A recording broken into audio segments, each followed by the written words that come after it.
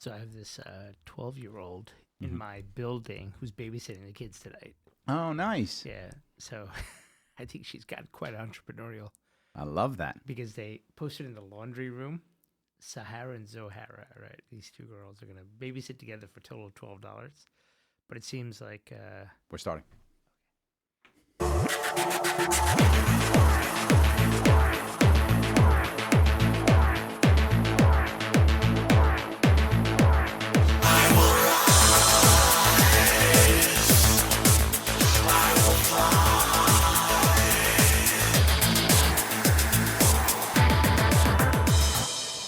No, welcome so much. Welcome all of you to the Sharpe Way. Yes, I'm Larry Sharpe here. Yet another Monday evening.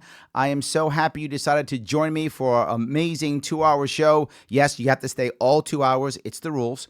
If you want to join us in the program, you can call us in at 573-427-5463. Why would you want to call in? Because I am very lucky today. I have a guest who is an amazing man who I know personally, who I've seen in action, a man who has beaten the IRS, a man who has beaten the feds, a man who has defended people who need defended, a man who cares tremendously about our justice system. He is the man, the myth, the legend himself, the principal of Varghese and Associates, my friend and my hero, Vinoo Varghese. Thank you for coming, my friend. Thank you so much. Larry, happy to be here. How Awesome. Look, you literally have gone to court and beaten IRS. You literally have defeated the federal government where others, fail miserably. But I got to go someplace else, though. You're the son of a taxi driver. I am. Tell me about that. How does that kid become the man you are? Tell me how that happens. I'm just going to say that I'm very blessed. I mean, this is where I believe in America. Mm-hmm. I was born in Bombay. My dad was a textile worker in Bombay. If you saw Slumdog Millionaire, it wasn't exactly that. Right. Okay. But, we humble beginnings. My mom was a nurse. Mm-hmm. And so my mom in the 70s, I'm just sort of aging myself here, Larry. Right. I got you. You're getting an idea, you get a little history lesson. Okay. But in the 70s, my mom got a visa to come here. Mm-hmm. Because there was a huge nursing shortage in New York State. Oh, gotcha. Okay. So what America did, or New York did, I guess they petitioned. I'm not sure how it worked exactly, but New York was able to get a bunch of people to come over from India and the Philippines. Got it. So if you look at a lot of the hospitals in New York, some of the older women, now older, are from India and from the Philippines. And your mom was part of that wave. My mom was part of that wave, correct. Wow, very nice. So here you come. You were raised in Queens, right? Correct. So New York City boy like myself. Yep. Absolutely. So you're raised in Queens. I remember, you told me you went to a pretty tough school, right? Chaminade, right? That was high school. High school, pretty tough school. So you go into a pretty tough school. Kids didn't like you there. No. Chaminade was fine. It was very interesting. Okay. Chaminade was...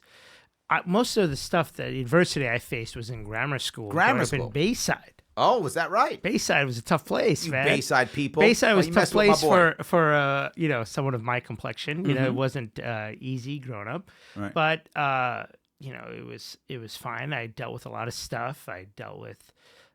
people don't like to use the word today, but, because they don't want to say that it happened. But I dealt with a lot of, racism growing up, not just from whites, but from blacks. Sure. Because, neither group was Sure. looking for somebody to pick on. Right, absolutely. I got the it. Italians and the local blacks Right. thought they could pick on me. But fortunately, my mom took me to karate class, or actually, let me correct myself, taekwondo class. Taekwondo, yes. I actually studied taekwondo as a kid too. Yeah, Believe it or so not, that helped, and it was great. And then I went to Chaminade, and I thought I was going to fight because I went to mostly a overwhelmingly white high school, but I didn't experience that kind of stuff at all. Nice. Oh, good in for high you. school. But now you became a prosecutor. Don't remind me, Larry. I'm just saying. You became a prosecutor, right? I mean, I try to disavow that part of my life and career. yeah, not exactly true, but no, you became a prosecutor, and I guess I remember something you told me, which really resonated with me. You actually said that there are cultures in kind of each, I guess, district Is that the right way of saying it? Sure. There are cultures District, in each district. And I think the average person doesn't think that. The average person thinks that, every DA is the same and they follow the law and that's all they do and that's how it works. But you said there's a different culture in almost each district. Explain it to me. So I was a prosecutor in Brooklyn. Mm-hmm. It's very different. I joined the Brooklyn DA's office in September 5th, 2000. Okay. And it was a phenomenal experience. And I was surrounded by people who we questioned everything. Mm-hmm. We just assumed everyone was lying to us. Sure, right? But you're saying everyone. You're saying even cops? Yes. So you assumed everything. You had the idea that everybody had to prove it to you. Correct. Whether it was the cops, whether it was the civilians, whether it was the crooks or the good guys or the bad guys, didn't matter to you. Everyone had to prove, because we knew that to secure a conviction, we had to overcome great odds. Mm-hmm.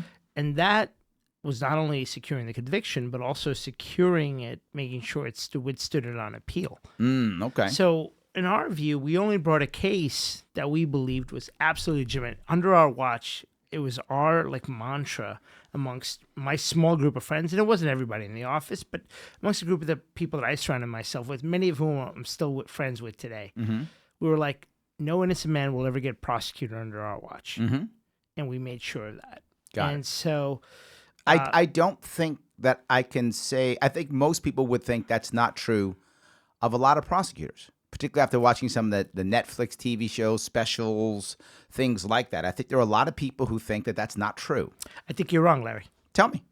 Because the reality is the majority of Americans watch Law and Order growing up. Ah, okay. All right. So the majority of Americans are believing that prosecutors are good, wholesome people committed to justice at all costs. There we go. Right? I like That's that. the character that Sam Waterston played, Yep. right? And it was under that sort of rubric, which was set in Manhattan, Right.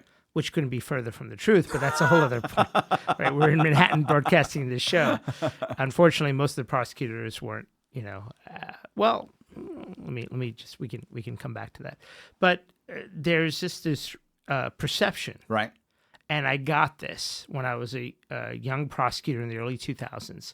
People were like, "Oh, you're just like Law and Order." And I'm like, "Sure." Right, yes.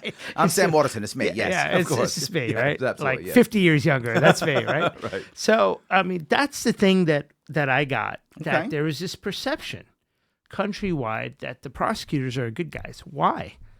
Why, Larry? Because they wouldn't bring anybody to jail unless they were guilty, right? Who do they work with? They work with the cops? Correct. Ah, there we go. Work with the cops. There we go. And so the Okay. majority of Americans believe cops are good. Mm-hmm. And I would say for the most part, most cops are good. And I'll say that, right?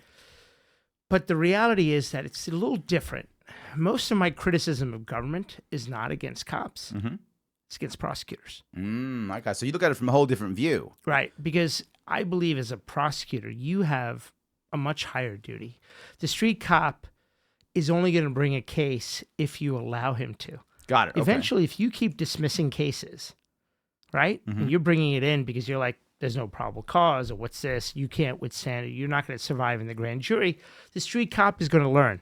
One of the criticisms Hold we on. got... So what you're actually saying here is, and this is something that I think most people don't get, that part of the cultural issue within a police force is the district attorney's office. Beyond, yes. But what I'm telling you is most people always go, oh, it's the police chief. No. Right? The police chief is a bad guy if the cops are doing the wrong thing. It's all the police chief's fault. That's all it is. So you're telling me that it's not just the police chief. Maybe the police chief, obviously, it's possible. Sure. But you're saying that a huge part of police culture is based upon the DA's office. Absolutely. Because one of the criticisms we would get from police officers who, and this is, I was a prosecutor from 2000 to 2006. So one of the criticisms we'd get from cops who had been in different boroughs, Right. particularly in Manhattan, would be like, they would put this through in Manhattan. And I go, you're in Brooklyn, baby. This is Brooklyn, baby. They're like, I got to get transferred. We would have these fights with cops. Now, the good cops understood that. Right. And they understood that, hey, we had a higher level of scrutiny because the jury pool was much more skeptical of police officers I in see. Brooklyn in the early 2000s, right? At least when I was there. My understanding has changed now. And also the judiciary was much more skeptical Got it. of prosecutors. Mm-hmm. And so the guys that became judges Mm-hmm. in Brooklyn in the 2000s, early 2000s, and my understanding was before, I can only speak to when I was there, Right. were more skeptical of prosecutors because they were skeptical of the police and held us to a higher standard. So a former prosecutor who became a judge was more skeptical of us. Got it. Was I see. harder on us as prosecutors Right. than they were on the public defenders, as it should be. Sure. Absolutely. When I became a criminal defense attorney in 2006, my eyes were like bust open Okay. because most of my cases were not in Brooklyn. But hold They on were now. in Manhattan. Let me ask an important question. What makes you make that switch? I mean, you literally switch teams, Yes. right? I mean, you literally switch teams. What makes you? I mean, look, from what you tell me, what I understand, you were a good prosecutor, right? I mean, I've seen your awards. You're a good prosecutor. Why leave that? Go off and stay a prosecutor, or become a judge, or become a DA, or whatever. Why leave and decide? You know what? I'm going on my own. And you went on your own. You didn't even go join some big firm or something, right? I mean, you could have done that. That was an option for you. And you didn't. You instead said, no, I'm going off on my own, and I'm going to be a defense attorney. The reality was, culturally, I was no longer a prosecutor. Okay. And ultimately, even in an office that was this forward-thinking, and let me just give a shout-out to my former boss. Okay. Rest in peace, Charles Hines. Okay. He was criticized at the end of his career because of stuff that went on. There was a lot of criticism, particularly in the New York Times. That man was the most progressive prosecutor in the country. Ken Thompson got a lot of credit for a lot of the stuff that was undertaken under Hines. But Hines got a lot of publicity. He stayed too long, right? If you remember the DA in Batman, The Dark Knight, yes. he said, you either the hero or you live long enough to be the villain. Unfortunately, Charles Hines lived long enough. It stayed long enough to be the villain. Right. That was his mistake. He stayed too long. The reality was that by the time I was there, 4+ years, I realized that there was a certain culture, even in a place as progressive as Brooklyn. I wasn't that guy. Got it. I wasn't there, and I knew that, it was there. I didn't, look, I was, and I've said this, and I'm not proud of it, but I was a soldier in the war on drugs. Sure. I'm not proud of it. Right. I wish I figured it out earlier, Mm-hmm. but had it not been for my experience in the DA's office, Sure. I may have never figured it out. That's true. Absolutely. Right? Yep. Until you're on the front lines and you're realizing, why are you prosecuting these guys? These low, either low level, even mid level guys, and some high level guys. And you're like, what's this all about? I mean, Right. to me, and you've had a couple of people on here over the last few weeks talking about the massive failure the war on drugs has been. I couldn't agree with you more. Right. I couldn't agree with your guests more. Mm-hmm. But you had to actually go through that Right. as a lawyer, as a prosecutor, as a human being to understand really what that means. And I got to go through that, and I was like, I don't want to be part of this anymore. Got it. Okay. I don't want to be part of the system. So then, once you figure this out, I mean, you could have just bought a franchise McDonald's, right? I mean, you could have gone off to some big firm. There were a lot of options. Why on your own? Why the entrepreneur? Because I enjoy criminal defense, and I enjoy the role. Listen, I didn't go into law school to go do real estate. I didn't go do corporate transactional work. Sure. You could shoot me in the head. I'd be so bored. And to all my friends who are corporate transactional attorneys, I love you. Right. But I just Someone's can't do got what to you do do. that work too. I mean, that's important Absolutely. work. And I have Very important work. tremendous amount of respect for those people who can read contracts that are this thick with print this thin. Mm-hmm. Not me. Got it. Okay. So you wanted to go out there and be almost like a crusader in a way. Yeah, look, I mean, here's the thing that I see as a private criminal defense attorney. I get to fight the man and get paid to fight the man. That's true. No, I like that. I do it. I'm not a public defender. Mm-hmm. God bless the public defenders. Yep. They do absolutely wonderful work. I started realizing the good work that they were doing as an institution when I was a prosecutor. I had great relationships with the public defenders because the ones that were honest and like, okay, this is what we can do, and advocated for their client. Ultimately, the problem with a lot of the public defender's office or individual public defenders is that they're so busy trying to fight the man, they forget their individual client. Got it. And I had situations where they were like didn't take these ridiculously low offers, and their clients are doing life in jail now Got it. because they were so busy on a, They were being righteous. And they were being yeah. righteous and forgetting your first duty as a criminal defense attorney is your individual client, Sure. not the system. Right. But as a private criminal defense attorney, I protect my client. And if I can poke my nose in the eye of the government, I enjoy that. Sure, you know of this, course. Larry. Yes, I know. I get it completely. Look, guys, real fast, if I could say, if you like what you're hearing, if you're enjoying what we're talking about, and if you think it's interesting, then do me a favor. Support this show. Support this show heading over to patreon.com/sharpeway. Give what you can give, and you even get some cool swag. Yep, some cool swag if you want. You can get that. Cool swag. I usually wear my Sharpeway t-shirt, but I couldn't because I was traveling New York State this weekend and I wore them all. So they're all dirty. I didn't want to bring a smelly shirt and make Vinoo angry at me. I didn't want to do that. So I wore this shirt instead. So if you can support us, that's awesome. We love that. And of course, if you want to call into the program, 573-427-5463. So now you become a prosecutor. I'm sorry, now you've become a criminal defense attorney. Trying to fight the man, win the battles, all those things.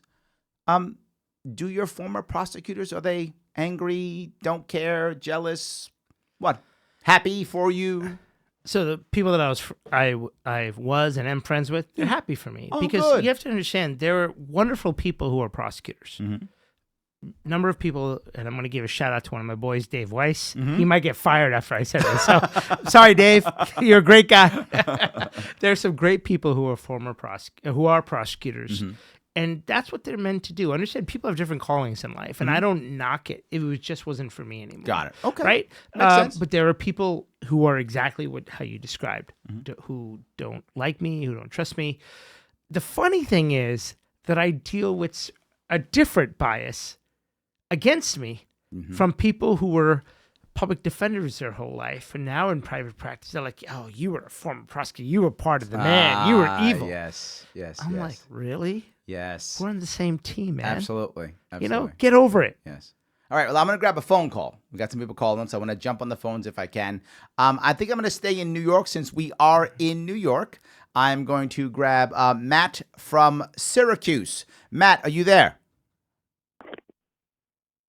Matt, you there? Matt, are you hearing me? Hello. Hey, Matt, how are you? It's Larry Sharpe. Are you there? I'm losing you, Matt. And I think I'm going to lose Matt. Matt, one more time. Are you there? I like Dinosaur Barbecue in Syracuse. Yes. Now, Larry. Thank you. Talk to me, Matt. You make you sit here. I'm losing my audience. You got to talk to me, Matt. Tell me something good. I'm sorry, couldn't hear you at all. No worries. I work in radio. We won't talk about that, but Larry, I wanted to know. So I've been talking to some fellow, potential voters, Larry supporters from the last year ballots. I'm seeing the libertarians in a lot of these sample ballots seem to be just endorsing candidates, mostly the Republican Party. We want to understand that better. We want to understand your point of view on that, and how can we get more libertarian participation out here? Okay, so you're not paying attention to our conversation at all, but no worries. I still love you, Matt. I'm glad you called, and I'm going to answer your question anyway. Yes, Matt, it's a very good question. And for those of you who don't know, I literally traveled the state this entire year, and yesterday I made my final stop, and I covered all 62 counties in New York State. I did the full Sharpe. Did it twice in a row. Did it last year when I was running and again this year. And I go around the state talking to people, meeting people, exactly what you're talking about, Matt. Here's the issue to remember. For those of you who don't know, in New York State, we have what's called fusion voting. In New York State, that means only about 7 states have it. You can have one candidate on multiple lines. So you can be on the Democrat line, the Republican line, the conservative line, all those lines, the libertarian line, whatever the case may be. For those of you who don't have it in your state, that may seem very weird and odd. And the reason why it seems very weird and odd is because it's very weird and odd. It really shouldn't exist, but it does.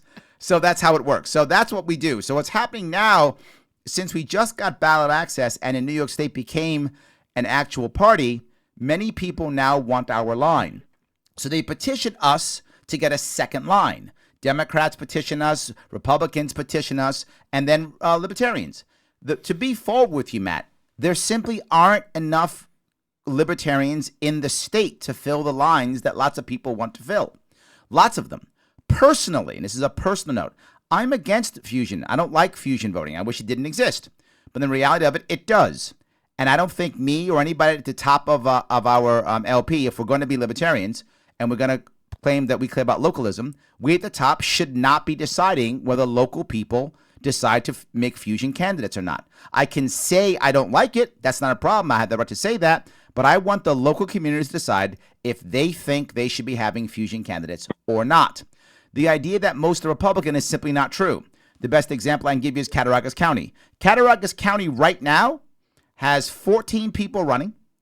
3 are cross-endorsed Democrats, 3 are cross-endorsed Republicans, and 8 are libertarian straight.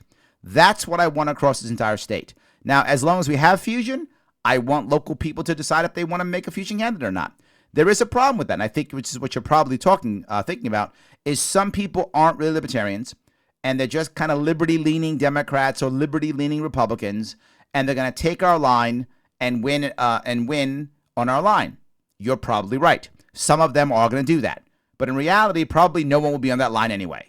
But assuming that they do that, also some of them are going to realize that we're actually better for them, that we actually are a better party for them, that we actually have infrastructure, that we're able to support them. And one of the ways of doing that is by me getting out there and doing press conferences for them, raising money for them, and showing them that we have infrastructure. This year is an awkward year for us. It's our first year. And it's also very easy for us because of election law to be able to cross-endorse very easily. So we're doing a lot of it.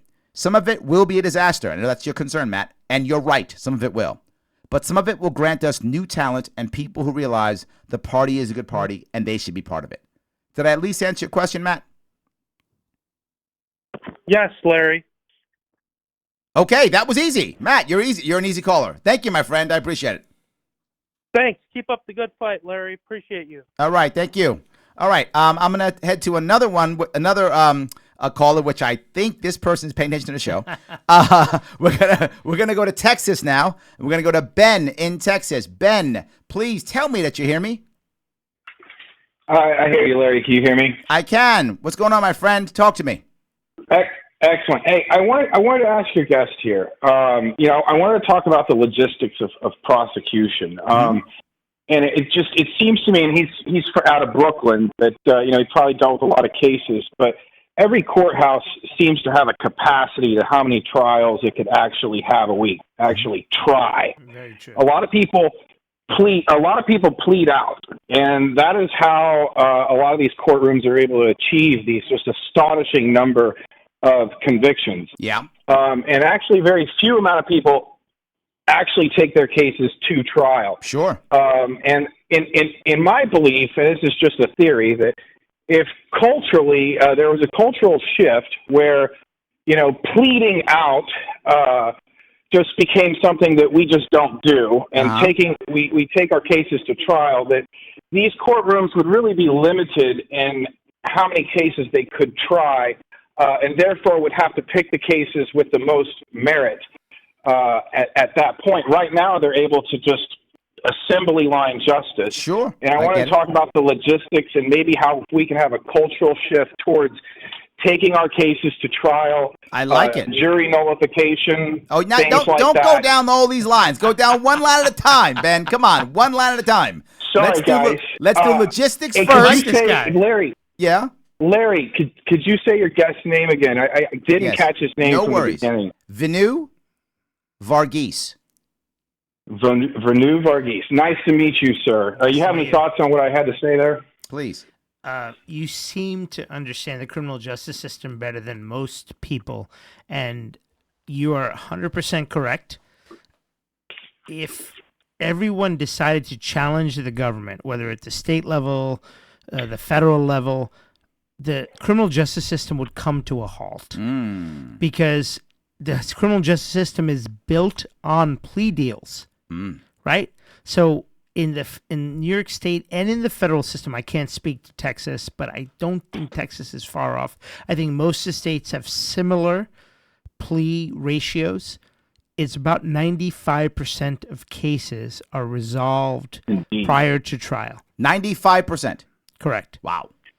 So how many cases as a prosecutor could you try a week in one courtroom? Well, it depends. So there are two types of trials. There are jury trials and bench trials. So the reality is jury trials are very difficult to try, and logistically they're very difficult.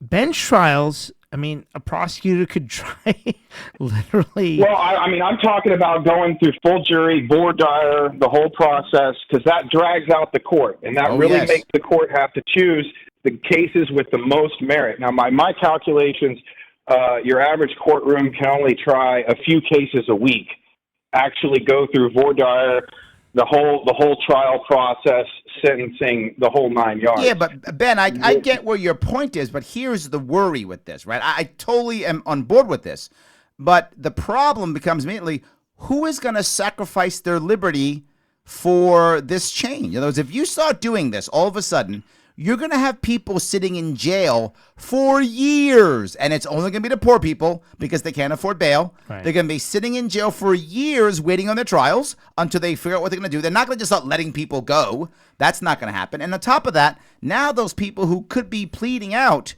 are not going to, and they're going to get hammered in sentencing. And you know, Larry, not everybody is an activist. Activism is not for everybody, but if we teach people these forms of activism, you know, we give them the knowledge, the tools, and they will fight. I think that's true. Go ahead, Vin, go ahead. Listen, here's the problem. And Larry's like, he and I have discussed this very issue multiple times. The reality is to fight the government, whether at the local level or at the federal level, requires two things. Number one, will. And number two, money. Yep. Most of the people, and Larry's 100% right, in New York, a lot of people are sitting in jail waiting, and there aren't enough public defenders to defend them to push the prosecutor's offices. So what happens is that there are deals that are cut, and both between the prosecutors and the criminal defense attorneys and mostly public defenders, because that's who represent the majority of criminal defendants in America. It's not a private criminal defense attorney like me, but a public defender. Especially the public defenders are underfunded, understaffed. Yes. They don't have the resources to investigate all these cases. And most of the time, the prosecutors, with the exception of certain cases, aren't going to spend the time to do the thorough investigation that's necessary. And that's because, and here's ready. You ready for this? I'm going to tell you something. Texas is better than New York. I'm not surprised. Texas has more open criminal discovery than New York State does. New York State is behind the ball on open cases. There have been a number of cases, high-profile cases, of innocent people getting the death penalty in Texas that spurred a change in the laws in Texas and North Carolina, particularly those two states. New York is behind the ball in open file discovery systems. The key to justice in America is open file discovery. Explain that. What that means is that as soon as a prosecutor gets a piece of evidence, he turns it over to the defense attorney, or she turns it over to the defense attorney. Prosecutors in New York, particularly in this county of Manhattan, have a culture of cowardice. They hide things. All four other city prosecutors have some form of open file discovery. Texas has open file discovery. North Carolina has open file discovery. Florida. So hold on. So what that actually means then is the prosecution gets a whole lot more time to deal with that evidence compared to the defense team. Is that what I'm hearing? Absolutely. They get to play with their cards down, yes. Right.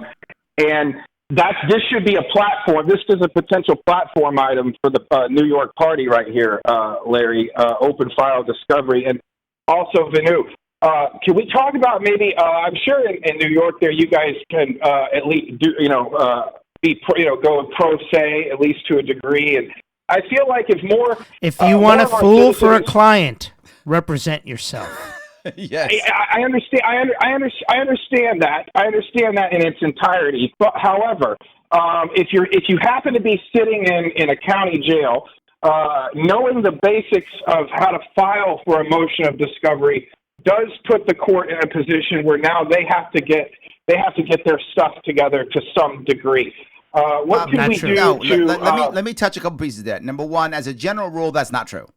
As a general rule, what happens, and if you've ever been, I don't know if you've ever been in the system, but if you've ever gone through the system, one of the biggest issues people have is when they've been arrested or when they're awaiting investigation or whatever it is, they want to do something.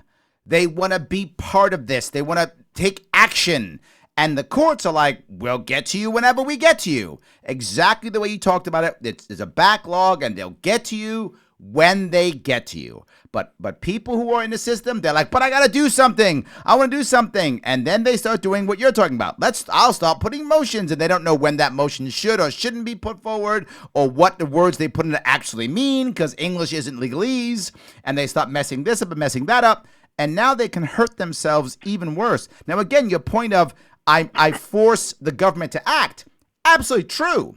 But you might be screwing yourself. You might be screwing yourself in the process. Larry, I would suggest that a motion for discovery is a fairly safe motion to file as a pro se litigant. I would bet you that out of the thousands of people who watch and listen to this show, out of the thousands who do, maybe 10 understood the sentence you just said. Maybe 10. Maybe we can educate people. I'm good with that. We should be doing that. I'm in. Why do you think I got this guy right here? That's why I got this guy right here for why this. do you think I'm calling you, Larry? I love it. This is where the change needs to happen. Absolutely, my friend. But I want to go to the other piece you said now, and that is the idea of jury nullification. Jury nullification drives me crazy. I'm going to tell you why. I've been in a jury more than once in New York State. Judges literally say it is against the law. And people, when I tell them that, they can't believe that I tell them that. Judges literally say things like, if you don't think this is a crime, it doesn't matter. It doesn't matter. Then you many times you've heard this. It doesn't matter. You still have to convict. Now, you and I, Ben, know that's not true. But in New York State, Vinoo, that's true. Fight this? It's true in New York State. This, Vinoo? You have to get Congress to act, and you've got to get your legislatures to act to allow for a provision to do that, because the instructions that are given, both at the federal level and at the state level, are that it's unimportant how you feel, or they'll ask during jury selection. That too. Even if you disagree with the law, if the government has proven its case and has established the elements of the crime, will you convict? And the answer is you must convict. That's correct. Yes. If you can't convict, you're off the jury. Now, some people will lie, but most people, unfortunately, see jury service as a burden. And the way that I look at it, and Larry is a Marine, because there's no past tense with Marines. I know this. He has his USMC tattoo on his arm. There are judges, and I say this when I speak to jurors, that there's the highest duty you can serve this country and is as a member of the active forces. The second highest duty is to actually sit on a jury. Yes. And so the people don't see it that way. Most people, I get calls from people I know. They're like, dude, I got a jury summons. How do I get out of it? Yes. I'm like, do your goddamn civic duty. Yes. Yes. And do jury, because we need smart people on juries. Yes. We don't need people who are trying to get off juries, because you need to question the prosecution. Absolutely. You need to pull them to the proof. I don't care what the crime is. Hold them to the proof. And the reality is that the systems, particularly the federal system, I mean, you can't get more of a system that is designed to ensure conviction than the United States federal criminal system. Yes, you told me something that blew my mind. I couldn't believe it. I thought it was a mistake when you told me this. You said, and I tell the people this, and they think I'm making this up. You said that when it comes to closing statements, the government goes first, right? Then you go. I still shake my head when I think about it. Yeah. Then defense goes. Then the government gets a rebuttal. Yes. Did you hear what I just said, Ben? Yes. That's how it goes. It is a slightly tilted field. That's not slightly, my friend. Slightly. That is not slightly. That's super tilted. So basically, you get to say how bad the guy is. Then the guy goes, "I'm not that bad," and you get to go, "Yeah, he is. Don't listen to him." That's literally what happens. Yeah, Yeah, there is a tilted field, and each courtroom does have its little nuances, but that is essentially how it goes. Yep. Right there. Now, one thing that I wanted to say before I go here is, just as us as libertarians and so forth with everything that's going on. Vinoo didn't say he was libertarian. He didn't say. Well, I know. I didn't say Vinoo. I didn't say Vinoo was. I didn't say Vinoo was. But Vinoo seems like a good guy, though. That's true. That he is. Yes, appreciate that. I feel like he would appreciate. My mom would be very happy right now. I'm guilty. I'm guilty of this here myself. We as libertarians, we're bolsterous people. We fight amongst ourselves all the time. But I think that we should make a special effort. It's a special effort to unite around one thing. I think that we really need to prosecute in the court of public opinion, on Twitter, Facebook, what have you, the opposition. Here together. There's a huge opportunity right now. Every time one of these folks says something outrageous on Twitter, it's a grand opportunity for us to go after them, and I don't think we're doing that enough. And maybe you guys can talk about. There's an issue here, Ben. You talked about two different things. You talked about educating and going after. Those two things are absolutely separate things. I'm not saying we can't do both, but we can't do both at the same time. Right? They're two separate things. And the guy I always bring up, and he's my hero, I bring up many times, is the guy Daryl Davis.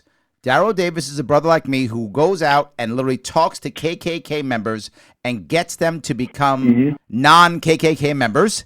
It takes him literally years of befriending them and talking to them, and he keeps their hoods as trophies. This guy doesn't attack them at all. He just talks. I'm not saying we shouldn't go after him. I'm not saying that. I'm just saying these are two separate things, and we want to make sure that they are separate and not, because once you mix those two, if I'm going to argue with someone and get mad at them and try to win a debate, it's not to turn that person, it's to turn those watching, right? That becomes a show. The person I'm yelling at isn't going to change their mind and go, wow, Larry, you've called me an idiot. I now believe you. That's not going to happen. But the people watching might think that. So I just want to make sure that we're talking about this, that they are two separate things. Yes. The court of public opinion is the jury that's watching whatever the debate is going down. But there's so much opportunity to be debating the Democrats and Republicans right now. It's not even funny. I don't see how we have time to be fighting amongst ourselves. I'm with you 100%, Ben. I want to see everybody on the front lines facing off against all these career politicians. This political establishment's got to go. I am with you, Ben. So do I. I'll see you guys. Great show. Thanks, Ben. Appreciate it. Talk to you soon. All right, guys. If you want to be super cool like Ben was, you can do that. You want to talk to the cool guys like us, be part of the Cool Kids Club, you can absolutely do that. You can just give us a call. 573-427-5463. And if you like what you're hearing, if it's interesting and special, then support the show. Head on over to patreon.com/Sharpeway and do a monthly gift. Yes, I'm asking you for a monthly gift. $9, $48, something, whatever you can do. Throw some bucks my way. Throw enough bucks, you get cool swag. Cool shirt like this. You get a cool mug, all kind of cool stuff. So come on by, support the show so that we can keep this thing rocking and rolling. All right, but I want to go to another step. When we were talking in the past, we would talk about the things that you do. And there are some times, it's great as libertarians. I know you're not libertarian, but I know libertarians always think that everyone who's convicted is innocent. That's not true. It's not. There are some bad guys. Absolutely. How do you square the circle that you've got to defend both people who are totally innocent, and you've defended people who are completely innocent, people who are bamboozled by the government, and you've also defended people who aren't so great? How do you square that circle? It's not that difficult, Larry. Okay. It's simple, and I tell this to people. It's the defense of those that you don't like. Mm-hmm. It's the defense of people that make your skin crawl at times, that protect the rest of us. It's the defense. If you protect the rights of people you don't like or society doesn't like, then we are safer. Our families are safer. Our wives, our children, our husbands, our daughters, our sons, cousins, brothers, everyone is safer. Society's safer. because you have to hold the cops, whether it's the local police or the state troopers or the FBI, the DA, the IRS, and the assistant district attorneys, the state's attorneys, or the U.S. attorneys.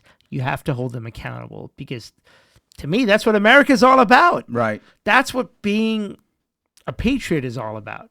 If you don't do that, then people are going to get screwed. Am I allowed to say? You can say whatever you want. This is you can drop the F-bomb if you want to. Enjoy. All good. Of course, that'll be used against you, I'm sure, at some point. I'm sure. So you probably don't want to drop the F-bomb now. You know, one day you might want to be a judge. They're going to bring this back and go, didn't you 10 years ago say on Larry Sharpe show the F-bomb? It's going to happen. They're going to come back and get you somehow. Absolutely. So, but then let's keep moving on you personally. Now you're a prosecutor. You're dealing with some big cases, right? You're on TV. Maybe you may not know. They can see you, you mean on. the defense attorney? Didn't I say that? You said prosecutor. Sorry, mean, defense attorney. So I insulted you. I apologize. Yeah. I didn't mean to insult you. I try to forget that. Come on. Sorry, yes. No offense to my boys. Yes. Still, who are prosecutors, who are doing great jobs. So you're a defense attorney and you're doing some big cases. You're having some big wins. Now you're on CNN, Fox, CBSN. You're on TV, and people are watching. You're talking about the R. Kelly. You're talking about the people who are getting their kids into school for free. What do they call that? Varsity Blues. Varsity Blues. Yeah. You're talking about those. You're talking about all these. Today you were talking about Tibbetts, right? Correct. Talking about Tibbetts today on Fox News. So you're doing all this stuff. Does that change the way you think about the system? Because now you're looking at it from up here, right? You're not looking at it from the ground. You're looking at it now from up here. Does it change the way you look at the system at all? Not at all. Why not? I because of my experience on the ground, it helps me comment from up here. Because I can see and I can actually go, when I go on TV, when they call me for my opinion, and it's all the networks that I'm on, I'm not a political commentator. Right. I'm a legal commentator. Right. So I give straight legal analysis. And when I do, I can say, boom, this is what's going on. So I have defended Robert Mueller. I've also defended Rudy Giuliani. It's just depending on the circumstances and what is being asked of me at the time, I can say, look, one of the things that people didn't understand, and one of the best compliments that I ever gotten, or I get multiple times, is people don't know my politics. Right. People ask me, we don't know who you support. You support Trump or you support? I was like, dude, I support the law. I support belief in the system, which is I will say what I think is correct based upon an interpretation of the law. And so when Giuliani, this is months ago, it's not the current stuff going on in Ukraine now. Okay. That's not what I'm talking about. Okay. Months ago or last year was talking about and defending Trump, and people were upset. They were saying he's a former prosecutor. He was U.S. attorney. He was mayor, as America's mayor. I said, he's being a criminal defense attorney. Right. You may not have liked the way he did it, and sometimes he was babbling, and I don't know if that was particularly effective, but one of the things he understood is that you have to defend a person like Trump, not only in court, but in the court of public opinion. So you're saying him going out there and people were hammering him about that, right? Oh, why is he talking so much, blah, blah. You're saying that him out there talking. CNN and MSNBC were hammering him. I'm sorry, yes. So, yes. So CBS, which I'm on most of the time, took a neutral view. Okay. You know? So you're saying that he wasn't out there babbling there's something wrong. What he was doing was trying to defend his client in the court of public opinion. Yeah. So the U.S. Supreme Court said many years ago, 30 years ago, had a case where a criminal defense attorney charges were brought against him in Nevada. And they were upset because this criminal defense attorney defended his client. He went on to the courtroom outside the court and defended his client. They said that was unethical. That was brought by the State Bar of Nevada. Wow. Gentile, Gentile versus State Bar of Nevada. And the U.S. Supreme Court said he has a right to defend his client not only in the courtroom, but in the court of public opinion. Just because the prosecution didn't like it or the State Bar didn't like it didn't infringe on his First Amendment rights. So this has come up in some of my cases where the U.S. attorney, talks and says a lot of crap. Right. Yes. Yes. And tries to poison the jury pool. And I've been very critical. I've been critical of the U.S. attorney. And they try to shut me down. Tell me about that. Now, you had a semi feud with our former U.S. attorney here in New York, right? Barara. Correct. Right? Why? Because Doesn't he get to, right? With your point, doesn't he get to go and have a press conference and say, I got the bad guy and he's horrible? If you're gonna say my guy's not horrible, doesn't he have the right to go out there and say, got the guy, he's a bad guy? Isn't it both okay? Or no? No, because I think prosecutors are and should be held to a higher standard. Because prosecutors are there to prove their case, right? They're supposed to do justice. That's what they're supposed to do. Poisoning the jury pool and having these big bombastic press conferences where you're like, blah, blah, blah, this guy did this, this guy did that, this guy did this. How does that help justice? It does help conviction rate, though. Right, because most Yes. jurors are going to be like, oh, he got charged, therefore he must be guilty. One of the questions that I ask people, if, when I'm in a jury, is I go sit next to my client and I ask the jury pool, who here believes that just because he's sitting here or she's sitting here, that he must have done something wrong?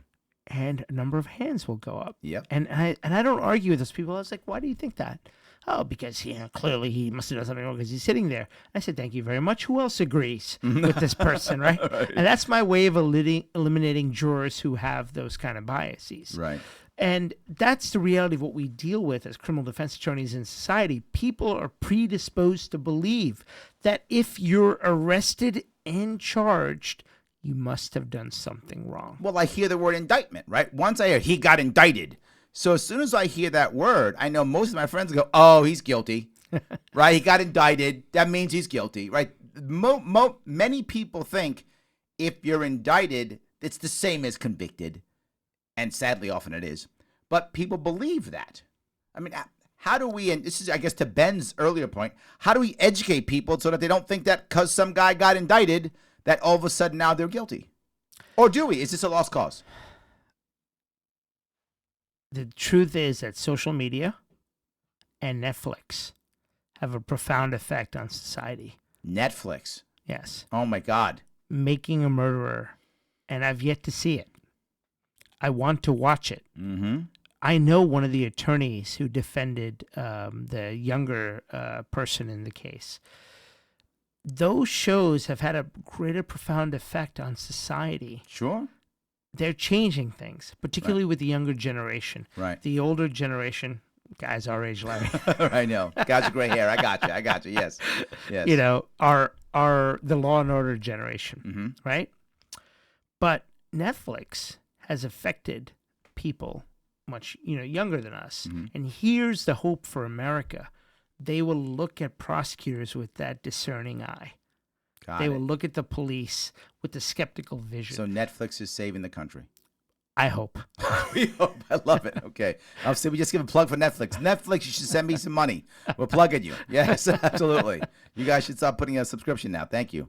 So, okay. So with that in mind, is there a way for us? I ran for governor last year. And one of the things I talked about often. I supported you. Thank you, my friend. And can I make a confession to your callers? Go ahead. I'm a registered Democrat. There we go. See, I get Democrats too, guys. I get Democrats too. Yes, absolutely. So one of the things I talked about, because I knew jury nullification was basically a non-starter, so I didn't talk much about it. I know Ben's probably mad at me right now, but I didn't really talk much about jury nullification. It's not Justice Sotomayor has actually said things to the effect that we should start thinking about this as a potential, as something we should basically think about. She didn't make too strong a statement, but right. She opened the discussion on it. But I talked about the idea of non-enforcement, and I talked about the idea of pardoning. And my thought process was, if as an executive, every time a certain crime, right, is someone's convicted for a certain crime, the governor starts giving blanket pardons for those crimes. Assuming he doesn't get impeached, would that stop DAs from prosecuting? No. They would just keep prosecuting and just keep getting pardoned. Like, I was going to pardon it, but I'm keep going. Right. Why? Because it's built. Here's what I would say, right? Okay. Prosecutor decides I'm going to, prosecute whatever low-level marijuana, weed stuff. And I go, don't bother. My people are watching. The second you do it, I'm just going to pardon them. Don't waste your time. They do it. They prosecute. They convict. I give them a pardon. They prosecute. They convict. I give them a pardon. Right? So now my piece now goes to them, public opinion. This prosecutor Jane Doe, she just spent $2,000, $4,000, $8,000 of your taxpayer dollars prosecuting someone that she knew I was going to pardon. Not just once, twice. She's thrown your money in the garbage twice. By the way, she's up for re-election. You just completed a 62-county tour, didn't you? I did. Let's assume you were governor for a second. Yep, for a second. Right? Walk me down this road. How long do you think it would take to get to you along this route, right? What do you mean? What if get the to me? local DA Mm-hmm. in, I don't know, which county, Lawrence? Sure, Broome County. Broome County. Sure. Right? Starts prosecuting a bunch of people, Yep. right? And the reality is, and what's the major city in Binghamton? Yeah, in Binghamton, and I've had friends many who've graduated from Binghamton, Mm-hmm. who've had some touches with law enforcement. Sure, in yes, Binghamton, right? yes. It would take too long. What do you mean take too long? You're in Albany. You're Yeah. the governor, Governor Sharpe. Yep, You're in Albany. yep. There has to be a mechanism to get to you. You mean that it happened? No, they're going to get arrested. Yep, The DA is going to prosecute. Yep. DA is going to throw the book yep, at these guys. Yep. Right? Because they have the local relationship absolutely. between the district attorney Yep. and the police Oh, department. no.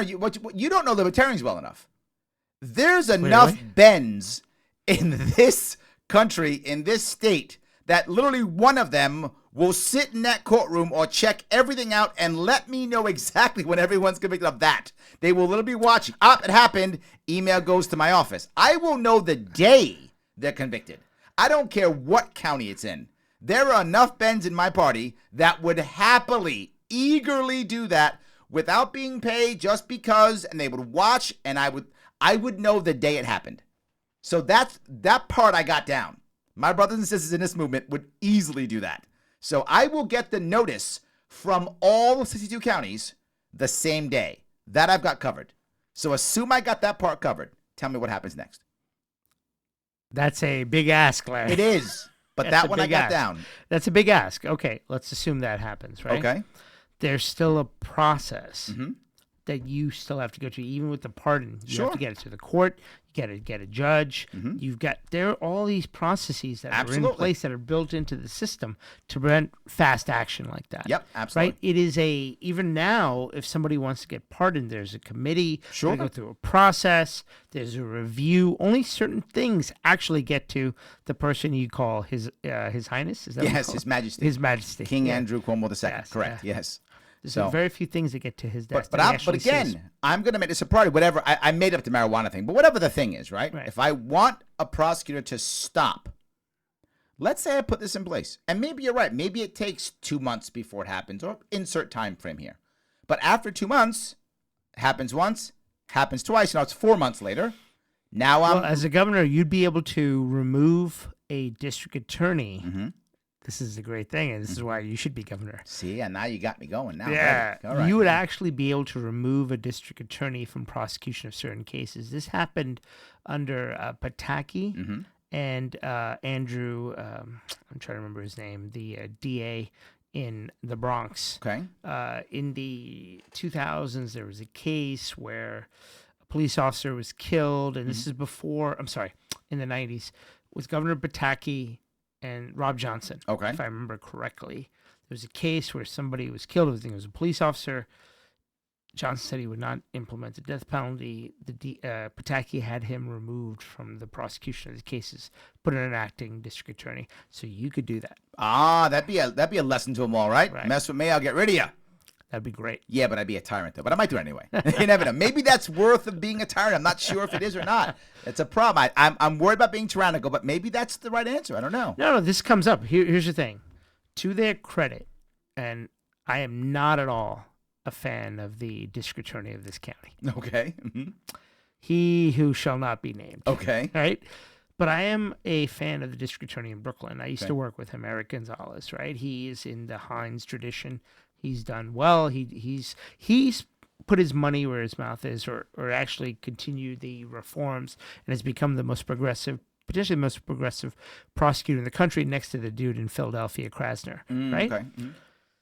So they're both of them, the Manhattan and Brooklyn DA, have said that they will no longer prosecute low-level marijuana offenses. What that's done is contributed to a steep decline in the amount of people going through the system. Sure. Absolutely. And that's wonderful.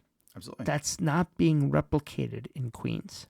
And there's the Queens DA died. And so now there's a new DA, and she says that she's going to do that. Let's see.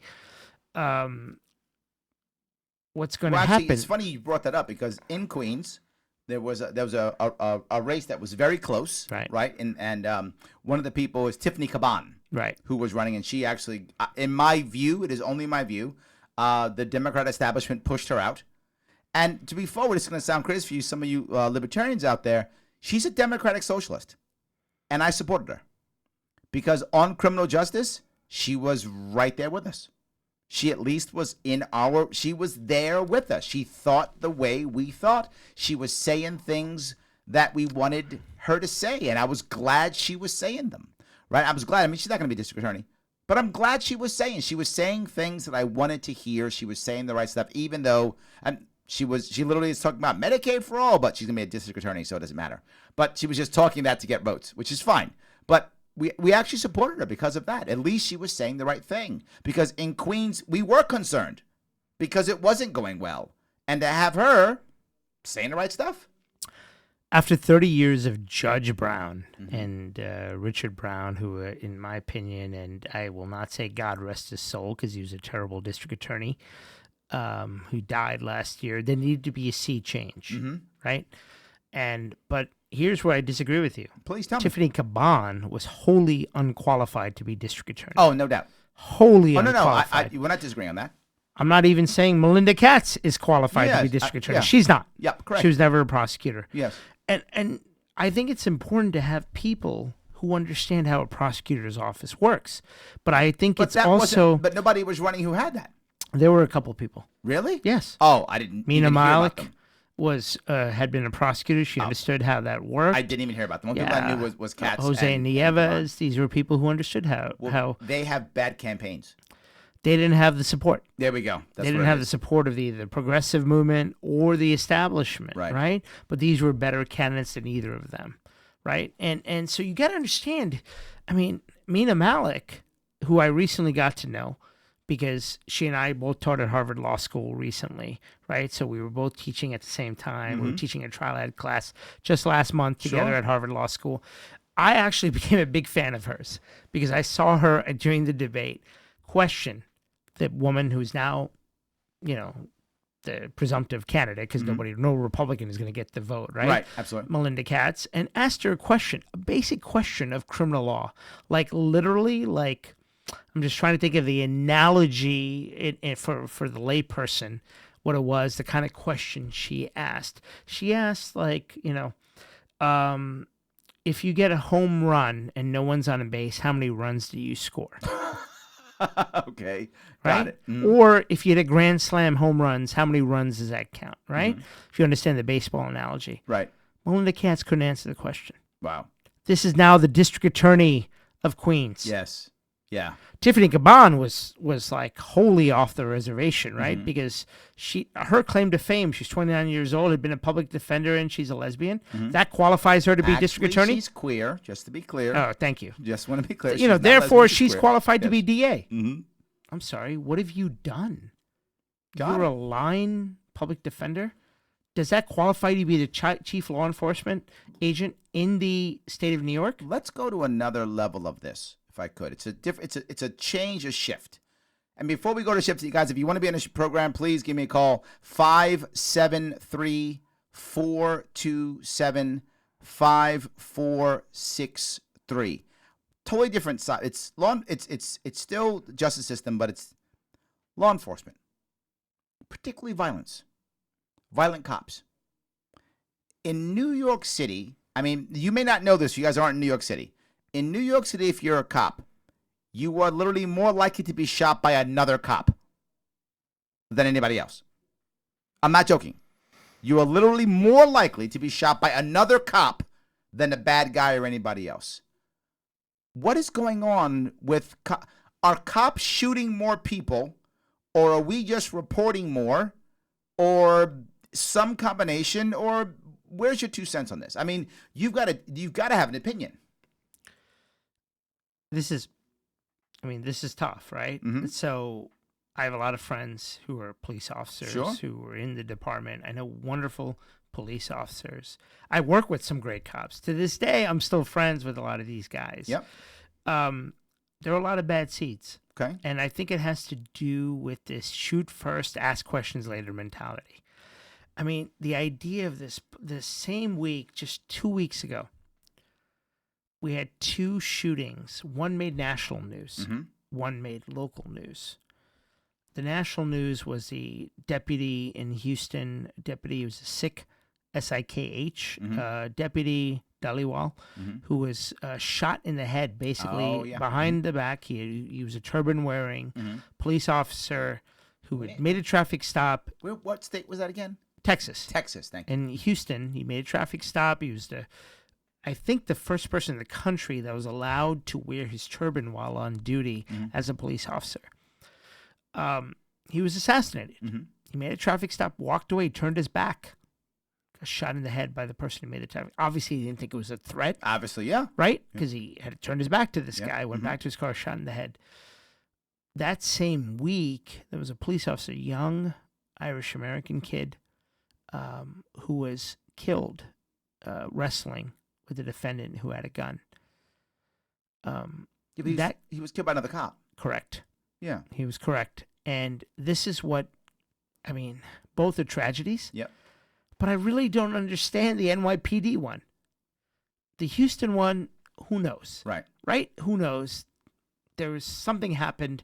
We don't know why that person shot the deputy in the back of the head when he had been cleared from a traffic stop. Right.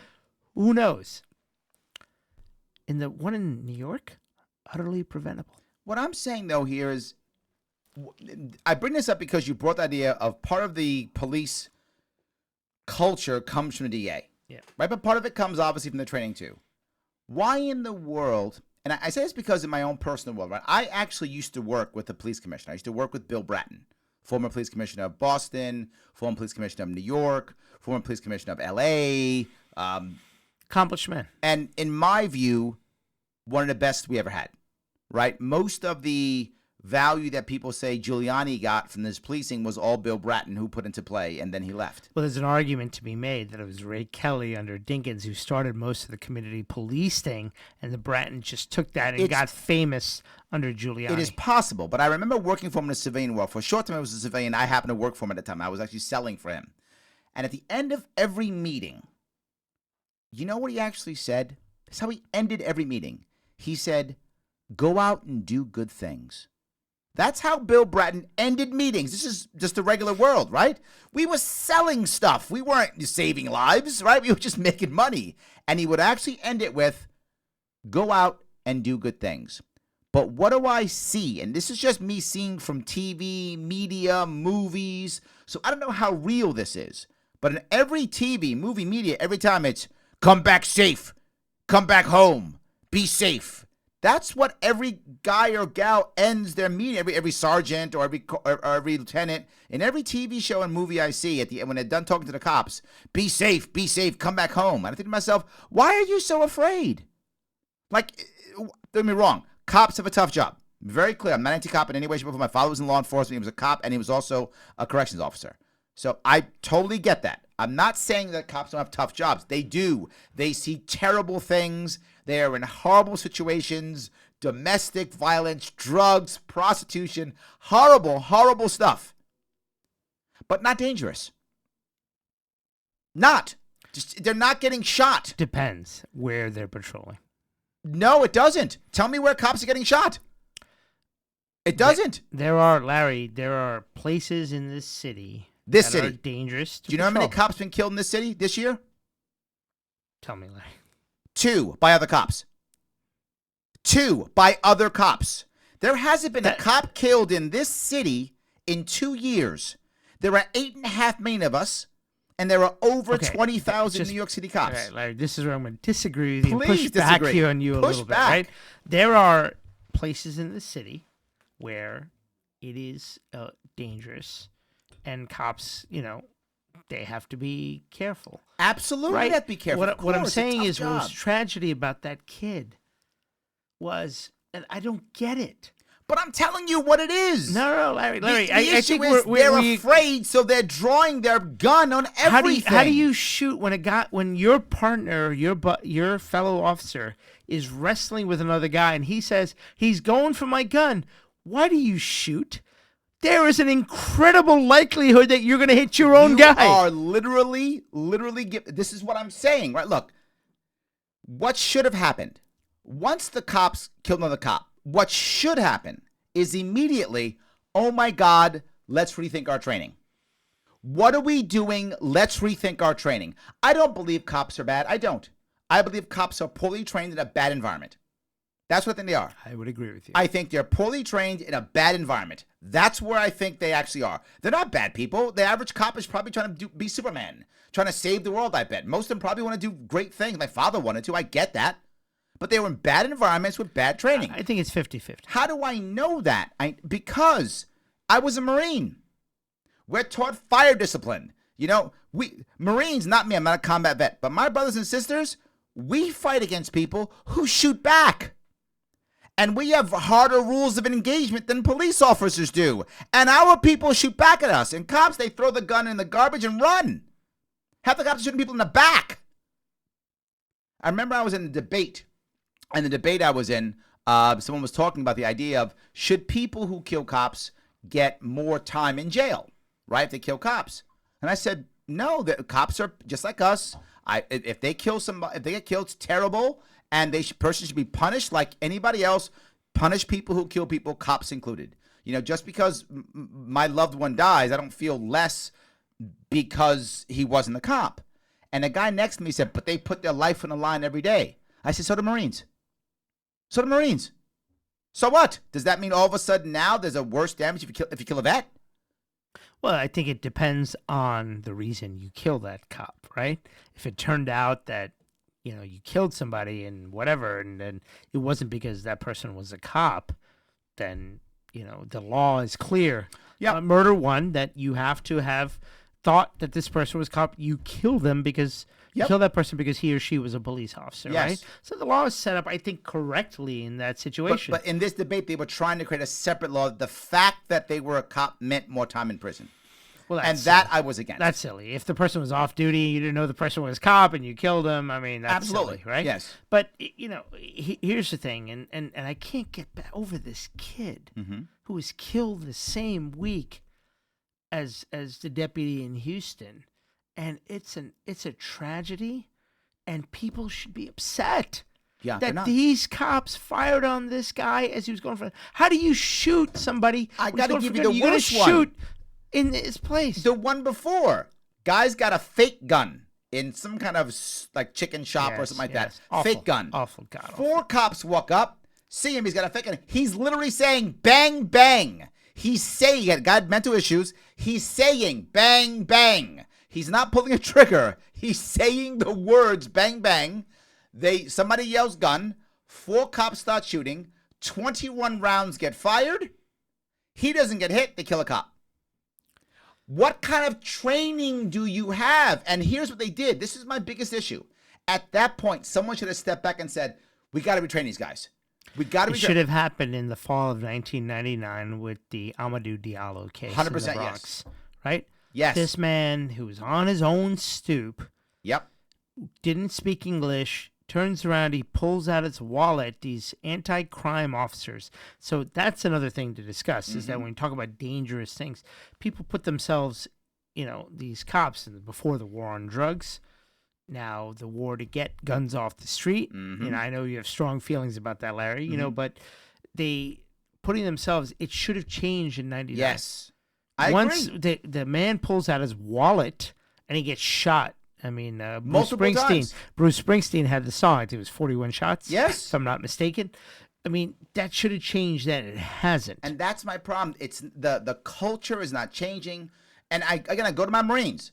When we have a problem in the Marine Corps, something goes wrong, the first thing we do is an after-action report, and we change the training so it doesn't happen again. We go, that was a bad thing. We don't want this to happen, and we. The problem I find is we have situations to where we think that by default every cop is perfect or every cop is evil, and neither is true. And we have to make sure that we're training them the effective way. They shouldn't be pulling their gun out right away. They shouldn't be so damn afraid. They shouldn't want to shoot all the time, right? If why aren't cops literally saying, put the gun down or stop or pulling out a taser or this? Look, I don't want them hitting people over the head, but I'd rather hit someone over the head than shoot them. I mean, I'm with you. There are many ways you could handle this. Anyway, someone did we just lose the guy who was talking about police brutality?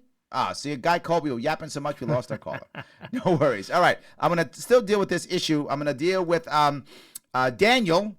I'm gonna have Daniel chat. He wants to talk a little bit about law enforcement also. Daniel, are you there? Yes, I am. How are you, Daniel? Talk to me. Yeah, so I just had a quick question. Right now, as it stands, when in the course of law enforcement there are errors in admissions and people wind up hurt or injured in some way, the taxpayers are victimized a second time in the jury awards and settlements. So my question to the guest is, would he favor the requirement of professional liability insurance for all law enforcement personnel, so that there's some degree of personal individual accountability for any malfeasance or non-feasance? There is a libertarian idea which you may not be aware of.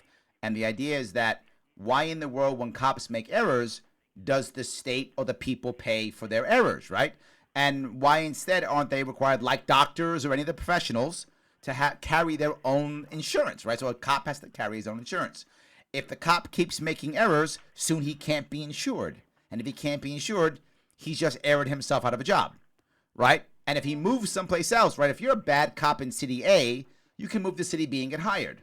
But if you can't get insurance, doesn't matter where you go, you can't get hired. So that's and then the concept is if the cop screws up, then the cop pays, right? His insurance pays, right? So if he's a bad cop, then his insurance rates go up. If he's a good cop, his insurance rates stay down. That's the concept. What do you think about that? I think it's great in theory, just doesn't work in practice. The Why not? Tell me. reality is that most police officers are not getting salaries that they can afford this kind of insurance. I mean, who's going to insure for shooting people? Yeah, that's a good point. I don't see it as any sort of practical reality or possibility in this situation. And particularly, remember, cops are state actors. Yeah. Under the law, they represent the state. So even the local cop, let's just use New York City, or I don't know, I'm sure where you were calling from in upstate New York, your local police officer represents the jurisdiction, but is also then, if they make an arrest, if that person, that police officer, he or she makes an arrest, that officer then is now the witness for the state in the prosecution. So in essence, they're both the city and state actor. So ultimately, it really does fall upon the taxpayer to cover that person. Well, you said something once before. You said that you hated the fact that in New York State they say it's the people against somebody, right? Like Absolutely. But I hate that. You hate that, and that in reality, who defends the people? It's you. Right. You're the public defenders, and you actually defend the people. Correct. It's for the state against the people. So, but with that idea, Some states are good about that, and they say it's a state. The United States government is actually great about this. It's one of the few things they get right. Okay. They literally say, we represent the government. I get annoyed when a prosecutor gets up and says, I represent the United States. No. I will correct that prosecutor in front of the jury because they know better, because they'll know better if they're going up against me. Right. No, I'm sorry. We represent the United States. Right. Absolutely. You know? So, but if we look at how much money is being paid out in certain jurisdictions, counties, states, horrible lawsuits, right, that are just being paid out. In theory, wouldn't we actually save money if we said, well, we're paying $10 million a year Built anyway? into the budget, Larry. Right, and I'm talking about a budget, I am, right? We're paying $10 million in lawsuits from our state actors, whomever these state actors are, right? All these dollars. What if we instead give them all, take $5 million and give them all raises so they can buy insurance? And we now say we're no longer liable, right? The county or jurisdiction or whatever the case may be, we are no longer liable. We're not paying. Sorry, we're not. Sue all you want. Great in we're not paying. theory, try to find an insurance company that will insure police officers for shooting people. I think you would find one. Okay. And the reason why I say it is, It's not my area. If there is, then the reason why I say it is the vast majority of cops don't shoot people, right? And that's a fact. The vast majority don't shoot people. That's correct. Right? Some do, obviously, but the vast majority of cops don't shoot people. A couple do. So they can make all that money on those who don't shoot people, right? And then they'll have to pay out on the one guy who shoots people, right? That guy they got to pay out on. The rest are just making tons of cash. What you wind up doing is you're doing what insurance loves. Government creates a market for insurance, right? You have to insure your car. Government made a market for insurance. You have to insure this. Government made a market for insurance, right? You're a lawyer. You have to have this kind of insurance. Government now just made a market for insurance. Yeah. So insurance companies love when government makes a market. We're not going to get rid of our cops. So we're going to keep cops. There's over 900,000 law enforcement officers in this country. Over 900,000. That's 900,000. The numbers. Yes, that's 900,000. All libertarians know that stuff. So yes, that's 900,000 new customers. To get educated. Yeah, exactly. That's 900,000 new customers for an insurance company. You tell me actuaries can't come up with a product that they could buy? Yeah, I think they would. And it's guaranteed government money. There's nothing that financial people love more than guaranteed government money. Boy, they wake up in the morning with a smile on their face when they know they got some guaranteed government money coming. So I don't know. My view is, I see your point. It's a very hard thing to get across. It's a cultural change for sure. I think you'd have people fight it, and to your point, and say this is illegal or unconstitutional, and say this can't be done. They're state actors. You can't do that. I'm not sure it's unconstitutional. But people would fight it, though. They would fight it. Yeah, absolutely. There would people fight it. I imagine the police unions, certain police unions would fight it. Sure. You know? And I think actually it makes a lot of sense. This way you weed out the bad guys. Absolutely. You know? It actually would make, I think it might make unions happier, because then they're not paying for this. Right? It may even make them happier. Who knows? I'm not really sure. They may make it part of union dues. Who knows? Maybe the unions become the guys who insure them. It's another way of doubling union dues. Well, to an extent, that's what the PBA does, right? They represent people. Yeah, but they don't pay out. There's a difference. They have to pay out. Sure, right? They would have to pay out then. Right. So you could buy your insurance through the union if you wanted to, and the union now gets a cut of everything and blah blah blah. So look, I'm a union mob boss after all. So yes, I'm not anti-union. I'm definitely not anti-union. But my point is, I think that could work. Daniel, did we at least deal with your question or no? Yes, it does answer my question. Thank you very much. Of course. Have a good night. Thanks for calling in. Good night. Thank you. So yeah, I mean, this is the kind of thing I'm talking about when it comes to trying to fix a system. I don't want to focus on punishing cops. Not that we shouldn't punish cops who mess up. We should. But if we focus on punishing cops, then all we get is cops rebelling, right? When I covered the state last year, one of the groups of people who I talked to often were corrections officers. And for those of you who don't know, in New York State, for many years, multiple years, corrections officers did not have a contract. They went 3 years without getting a raise. And their environment got worse. Meaning now they were being sued, now they were being attacked, now they were being, hurt, all this literally being stabbed, and they'd get stabbed, and then someone would say, well, why did you let them stab you? What? I mean, things like that. There were all kind of problems back and forth. And you think, well, then they would learn their lesson. Of course not. It wound up being an environment where so many of them just didn't care. There was so much punishment, a lot of them just stopped caring. Horrible environment to work in. The average lifespan of a correction officer is 58 years old. When I was out there talking to these guys, mostly guys, there were some gals too. I don't want to be sexist. Most of them were guys, but there were gals too. Most of these guys I talked to, every one of them knew someone who had committed suicide. Every one of them knew someone who had committed suicide. Every one of them knew someone who was either an alcoholic or a drug addict, active.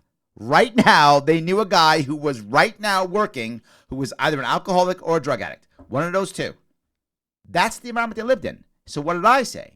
I say, I want to get you a contract, and I want to change the system, and I want to bring you aboard to help me fix that system because I wanted them to be heard to change the system. Now, some people got mad at me and said, corrections officers are evil. They kill people in prison, and some of them do. That's a fact. There have been prisoners who've been killed by corrections. That's absolutely a fact.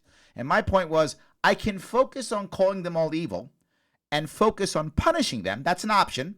Or I can focus on changing the system so people don't get killed anymore. And I think the cop thing is the same thing. While I do want to punish bad cops, of course, I don't want to focus on punishing cops. I want to focus on fixing the system so the bad cops go away and the good cops move to the top and the mediocre cops become better. What happens now is many of the mediocre cops become bad or apathetic. The good cops become apathetic or they leave. And the bad cops become monsters. Because that's the environment they're in right now. So of course that happens. So I'm really about system change. So let me ask you a hard question since I just went down that road. If you could make a system change in a criminal justice system, what's the number one thing? What would you change? How would you make, there's so many issues and problems, I know. There's a lot of issues, a lot of problems. You could probably sit here for another 2 hours talking about all the problems in the system. You have magic powers. You can change one thing. What do you change? Or not even magic powers. You could focus on fixing one aspect. What do you work on? The first thing that comes to my mind, literally as you were saying this, is the incentivization for the arrest. Ah, okay. So police officers are incentivized by the arrest. They get credit for the arrest they make, not whether that arrest results in a conviction. Ah, there we go. Yes, got it. So that would change if the police officer was responsible to ensure a conviction. And I'm not sure to incentivize him to cheat, but to actually make a good arrest that would actually stay fit, that would actually be prosecutable and sustainable and convictable. I'm creating new words here. Sure, I love it. You know? Good, yes. For the district attorney, then I think you would have less stupid arrests. What if you adjusted this? And I love this concept of changing the incentives, right? Instead of a cop or cops being incentivized by arrests, instead being incentivized, literally in today's world, by surveys. Does your community believe they're safer? Literally by surveys. I have a tough time with that. Second? I have a tough time with that. Well, let me go to two parts that I'm concerned about. Why I say this. If you tell a cop that he or she is responsible for conviction, it seems a bit unfair to me because they're not prosecuting, right? So if you've got incompetent prosecutors or anything like that, then they're going to be punished in a way or rewarded if they happen to have good or bad prosecutors above them, right? They have talented prosecutors. They can be kind of crappy and they'll still be okay. They've got bad prosecutors. They may be punished, right? And also there's always the incentive to cheat, right? To now falsify evidence, et cetera, right? That's a concern about that one. The arrest piece, though, I think is a double piece. And that is, if I'm incentivized by arrests, if I stop arresting, am I a bad cop? Which means if people are complying with the law, maybe I look like a bad cop because I'm not arresting anybody. What are you doing? So, first thing, cops are given greater credit when they make a felony arrest. Oh, is that right? Yes. Okay. Versus a misdemeanor. This was a big issue in Brooklyn because the issue that we'd hear from the street cop was, they'd put this through as a felony in Manhattan. What are you doing? And I'd be like, no, this is not a felony. This is, you can make anything a felony technically, but you know what? This is worth a misdemeanor prosecution. So the smart cops understood that and they brought better cases to us, right? The issue that you're bringing about, I'm not sure what you mean by survey, but like, in some way saying if you have a safer community, then your police force is good. Right. So this goes back to the whole CompStat. I don't know if you ever discussed this on your show, but the idea of which was started under Ray Kelly under Dinkins, the idea of statistics looking at precincts, and which was apparently William Bratton is the one that supposedly where it got national, but my understanding it was a lot of this community policing started under Ray Kelly, under Dinkins, not under Bloomberg. So when you're looking at this and you're looking at the numbers, that this was made famous, to the extent that it was a famous show, is The Wire. Yeah, I remember. And in season 3 of The Wire, you had the CompStat meetings, right? Community statistics. Yep. So you had the commander who created Hamsterdam. I remember. Right? Yep. And you had the number of arrests go down. And ultimately, after a while, they figured out what he had done. Basically created safe zones for the sale of drugs. And, Yep. and at a certain point, there was a guy who said he legalized drugs. Yes, Right? that's right. Yep. And it was unbelievable. And it was amazing. And it was But brilliant. in the TV show, it actually was successful, It was. right? And I don't know if that actually happened. Until the Baltimore police department, the city of Baltimore police department, chiefs got onto what he had done. Right. Dramatically reduced crime. Right. Safe zones Mm-hmm. where as long as there was no violence, drug dealers were not assaulted, beat up, and all the people that were using drugs were given social services. Mm-hmm. Right? So I think the world is changing Right. somewhat. So why wouldn't a survey be good then? In other words, why wouldn't it be some form? Maybe the survey is the wrong word, but in some way, shape, or form, you go through X community, whatever community is, and you grade it, right? People grade it. Hey, is this safer? And they go yes, or they go no, 1 through 10, or whatever that thing is. There's some way of grading it that says, this. I mean, we have technology to do this. We can do it on an app in theory. I mean, there's many ways we could do this, right? Maybe you go to the police station. Maybe you go door to door. Insert thing here. You do whatever the way it may be. You might want to make it happen to where now we can say, is it getting better or not? If it's getting worse, the police force is failing. If it's getting better, the police force is succeeding, regardless of whether they make 1 arrest or 1 million arrests, regardless of whether they have felonies or misdemeanors. But if the people are feeling safer, they're winning.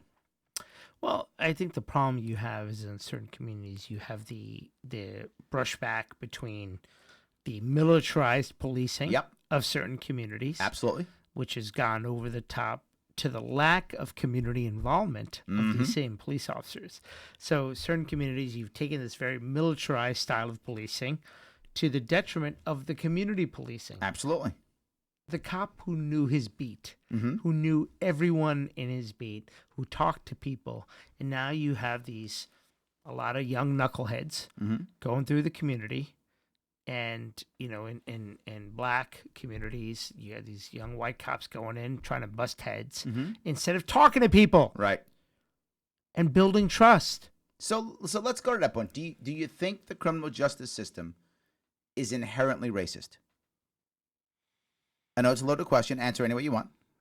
Do you think, I mean, this is what people will say all the time. It's racist. That's the problem. You got to blow it up and restart it. It's racist. It's racist. Do you believe it to be true? Yes? Or is there a gradation? Let me tell you, some of the how do best you- people that I worked with were Mhm. white cops who Mhm. patrolled some of the worst areas of Brooklyn, Brownsville, Crown Heights at the time, before it got gentrified, before Mm-hmm. Crown Heights got gentrified. I mean, some of these guys, I'm going to give you a shout out, Nick Salvitti, Mhm. these guys were the best. Honest, decent people, Mhm. right? Who went through these communities and did God's work, right? And so I don't believe it's inherently racist. Okay. I think that there are problems, Mhm. systematic problems, but when you have guys that are smart, who know how to talk to people, they built greater trust than like the militarized policing model that goes in here and tries See, to I feel like enforce itself, I feel like the its individual will on society. I think like the individual cop is no more racist or not racist than the individual insert thing here, right? Truck driver, I don't know, Uber driver, insert thing here, right? The same. But I think a system does make them racist. I think it does. And I think the system is bad because of one critical thing, the war on drugs. I think the war on drugs has created a system that makes people racist. Let me explain my point here.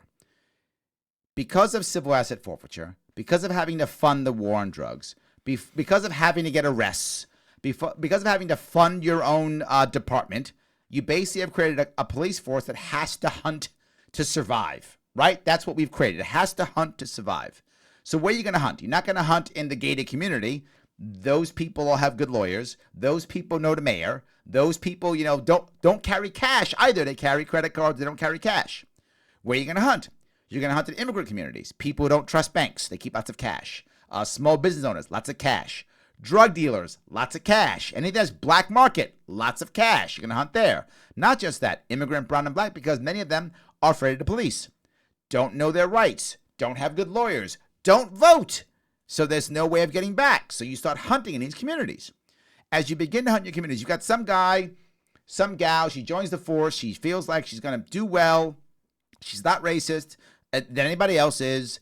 But all of a sudden now she's trained that you have to hunt in brown, black immigrant communities. So for 6, 7, 8, 9, 10 years, almost everybody she arrests is brown or black. At one point she believes you're brown and black, probably guilty.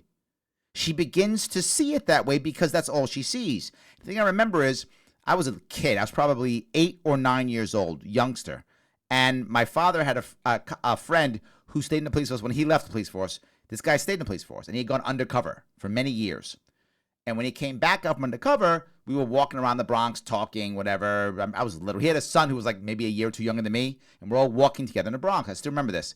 And he's pointing at people and telling them things like, yeah, that guy, yeah, he's gonna be robbing. Oh, that guy, yeah, he's probably oh, her, yeah, she'll be killing people. Say again? It's awful. I shouldn't be laughing. Yes, but that's what he was doing because he has spent so much time around so many bad people in the underground. It had poisoned him to believe that everybody was bad. And to be clear, he was black. My father was black. He was black. This was not a racial thing. I mean, maybe it was, but it wasn't because he was racist. It was because he thought everybody who I worked with was this way. So now all of these people are that. That's the war on drugs, Larry. There's another aspect here which needs to be addressed. And Please. This deals with the stop and frisk policy under Bloomberg. Stop and frisk wasn't about drugs. What was it about? It was about guns. Got it. So these guys, and there were cops and again, remember, I haven't been a prosecutor since early 2006. Mm-hmm. So now we're talking more than almost 14 years, right? Since I was last a prosecutor. In that time, there was a mentality amongst the police officers, the cops, the anti-crime cops. These were the plainclothes cops who went into so-called the worst areas, and they were out there. They were hunting for guns. Mm-hmm. They were not hunting for drugs. They didn't care about drugs. They were looking for guns. So stop and frisk. You're throwing up 100 guys against the wall in a neighborhood to get like 0 guns. Right. Right? Yes. I forget the percentage of what it was. It was ridiculous. Less than 1% of the times you would throw up a guy against the wall. There was always some young black kid getting thrown up against the wall in a neighborhood, and you would get maybe 1 gun out of 1,000 times. Well, you get that 1 gun, but how much resentment did you create in the communities, right? Absolutely. This is where communities stop trusting cops. This is where the rift started, and obviously it started, before Bloomberg, but the fact that the mayor took this very aggressive stance and supported this, I mean, people weren't stopping and frisking people in Fidei. Right, yes. They weren't stopping and frisking people in Tribeca. Right. They weren't stopping and frisking people in Park Slope. Absolutely. Right? Yes. They were stopping and frisking people in Brownsville, in Jamaica, in Queensbridge, and the South Bronx, and wherever else. Oh, Sobro, South Bronx. Yeah. I mean, this is what was happening. And so it was the war on guns, and I know you're a big Second Amendment guy. So you're saying this is really the war on guns. Yeah. That's what it was. That's what Stop and Frisk is about. But isn't that still the war on drugs? Isn't the war on guns, particularly in New York City, isn't that still the war on drugs? I mean, it's not like for drugs, but all the guys who have guns are drug dealers. There were so many warrants executed, and I dealt with this. And again, I'm speaking of the early 2000s. I don't get these kind of cases as a defense lawyer. Most of the work I do is white collar, and occasionally we'll get a case like this, right? But the reality is that these arrests, they're looking for guns. They're not looking to bust pot dealers. They were looking to bust cocaine dealers with guns. That's what a lot of the warrants that I dealt with, as a prosecutor were about. So if there was this feeling amongst the cops, if you got a gun off the street, Didn't matter if the arrest was, the gun was suppressed, and it didn't matter if we didn't put the case in the grand jury. It's Brooklyn, it's not Manhattan, right? Got it. The Manhattan prosecutor's idea is very different. They're like, because the appellate court in Manhattan, overlooking Manhattan, was very forgiving to Manhattan.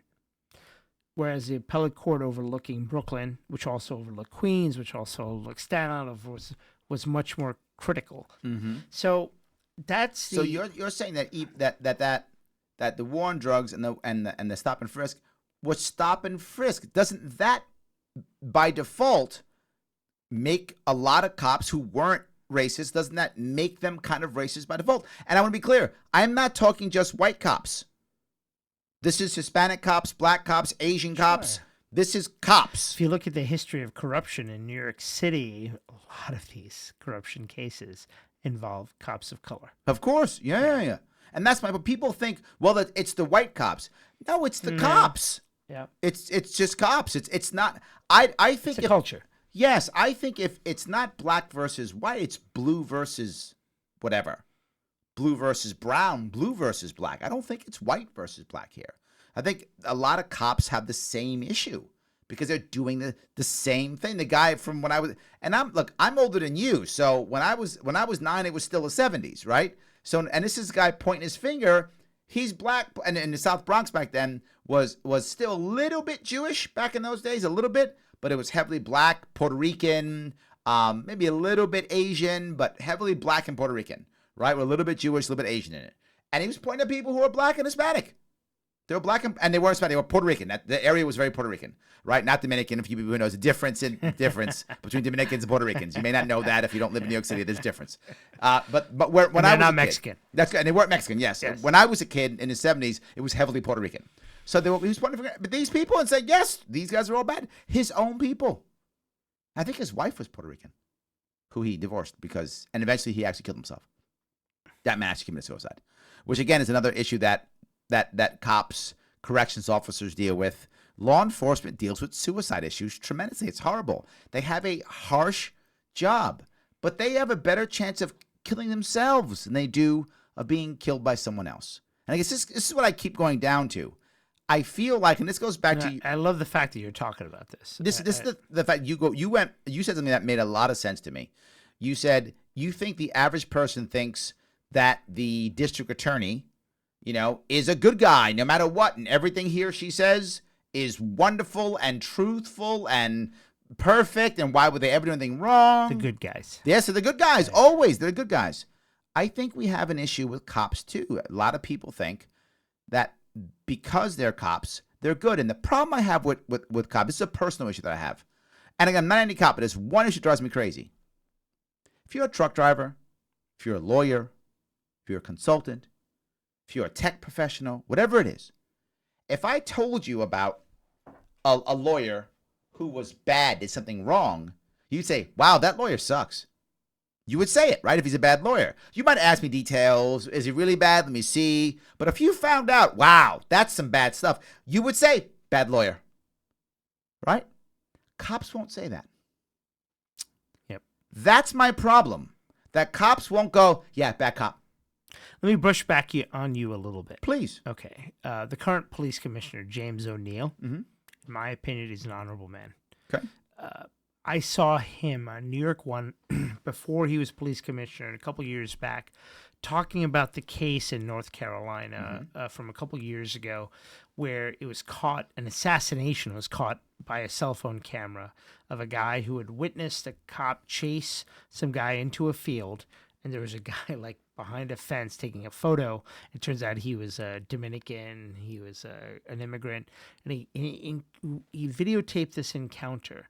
And this police officer was chasing this guy after a traffic stop. The guy was running his back away from the cop. Cop just squared up, shot him in the back, and then came by and planted something. Oh, I remember that. Yep. All caught on this guy's cell phone, Yep. right? This is what changed the world. James O'Neill went on television on New York One and said, this is before he was commissioner, he goes, that is one of the worst things I've ever seen in my life. That was an assassination. Now, I know some people will say that's easy to say and all this stuff, But contrary to your point, cops still don't say that stuff, right? Yeah. And I thought that was like, wow, I hope this guy gets to be police commissioner one day. And he did. And he recently was vilified by the PBA, Pat Lynch, who went after him because he fired Officer Pantaleo, or said he was going to agree with the firing of Officer Pantaleo.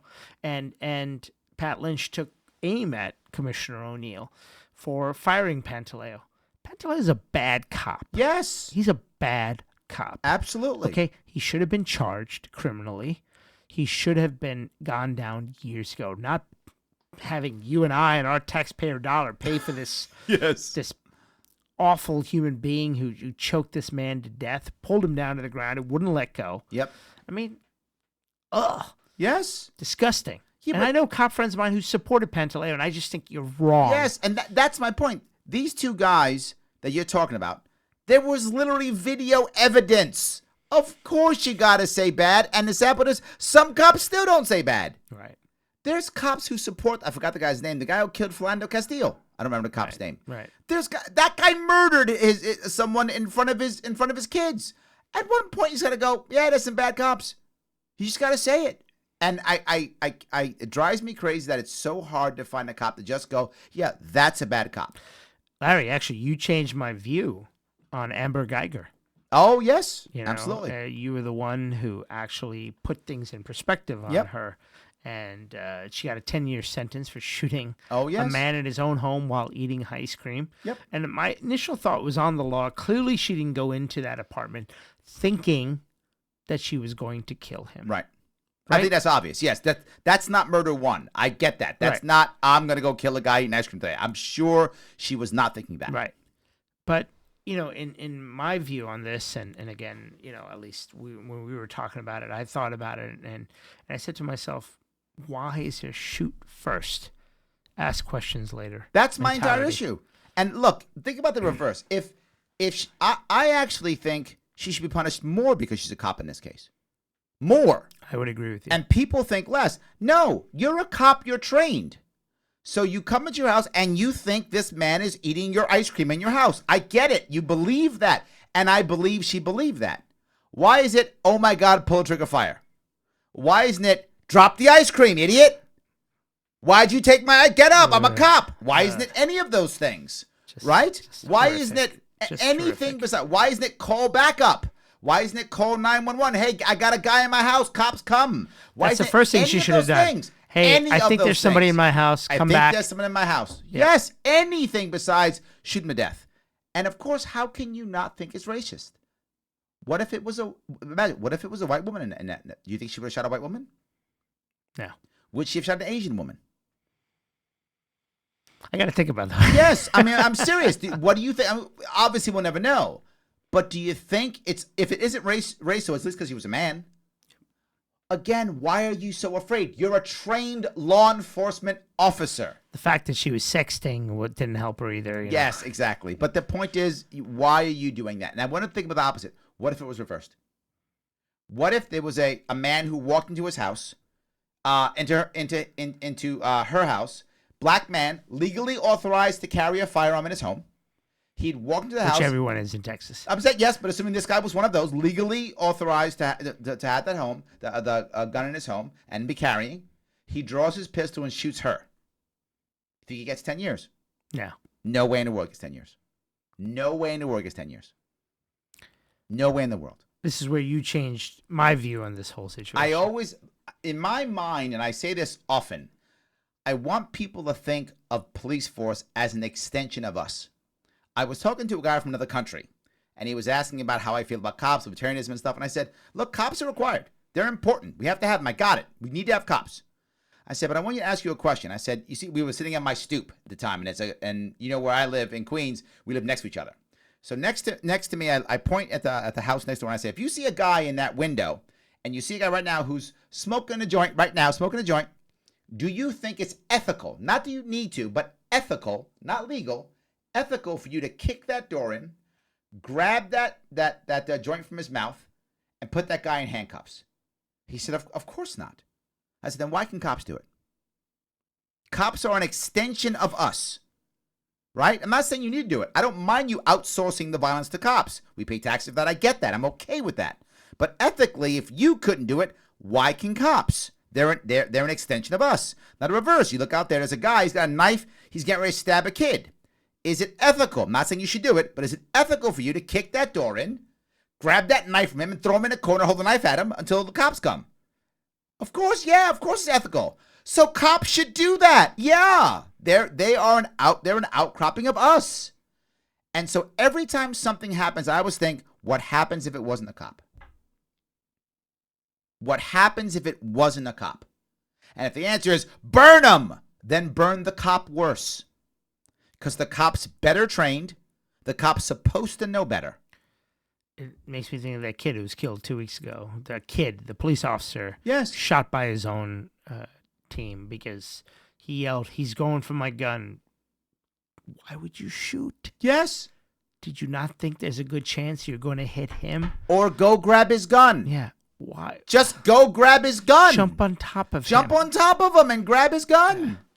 That's my point. And again, I don't think these are bad cops. I want to say it again. This is a bad system with bad training, and these guys are messing up. And we think because we give them a badge and a gun, they're magically supermen. They're not. They need to be trained. Add a personal story to that. When I was in law school, I took trial advocacy with the now deceased, may he rest in peace, Charles Hines. Taught trial advocacy.